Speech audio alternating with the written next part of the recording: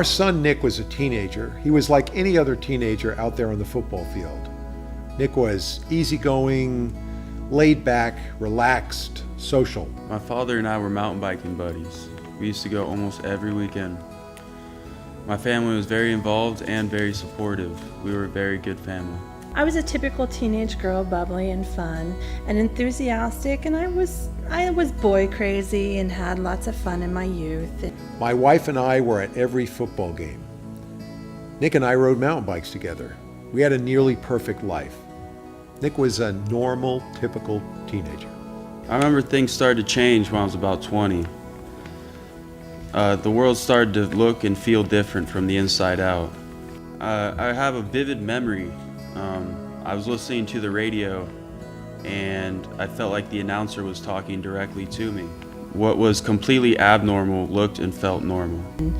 I started to become depressed and starting to have problems, and I was starting to show signs of bipolar disorder, and that was a very difficult thing for me and my family. As an experienced neurologist, I started noticing symptoms. Frankly, my wife and I knew that something was wrong. We just didn't know what. Eventually, we had to come to terms with the fact that our son was developing schizophrenia. We were devastated. For a while there, things got bad. The illness turned Nick into someone we didn't recognize, and we didn't know how to handle him. Eventually, we had to ask him to leave our home. I was no longer able to perceive reality, and I could not manage my life. Life had become a nightmare. There was a time that Nick was living in his car. He was even sleeping in the bushes behind our barn. Eventually, I had become so difficult that I had been hospitalized no less than 8 different times. This was a difficult thing for my family, and eventually it was so difficult my parents had asked me to leave. I was one of Michelle's social workers at Placer County Mental Health, and I could see that because of her illness, she had significant behavioral challenges. I was concerned that because of the severity of her illness, she might not be able to recover from it. I was very difficult. I was extremely combative and moody with anybody that tried to help me.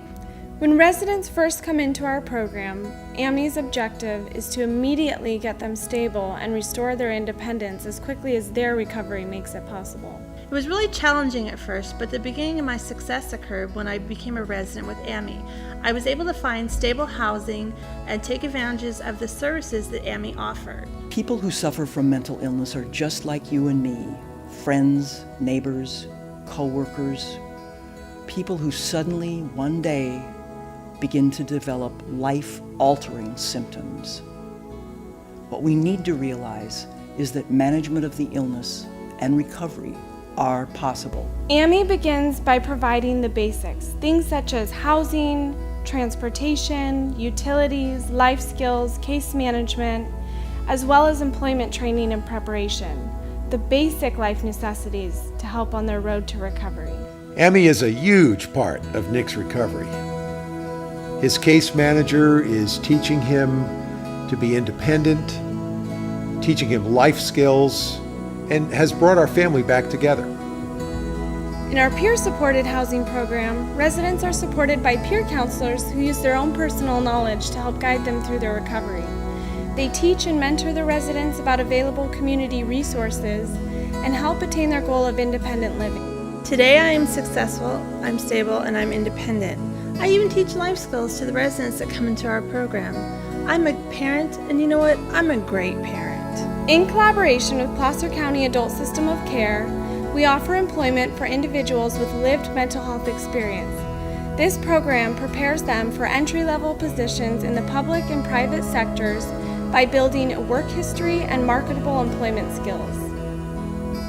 I am a former resident who has successfully completed AMHI's program. Michelle has made a remarkable recovery because of her involvement with AMHI. It was difficult for her at first, but because of the support of AMHI and its programs, Michelle and so many others, like Nick, are now successfully managing their illness and living full and productive lives. Currently, I have my own living arrangements and am a navigator at the Kirby Hills Clubhouse. I've learned to manage and overcome my illness thanks to the stability and support provided by AMHI. I attribute my recovery due in large part to the support that I have received through AMHI.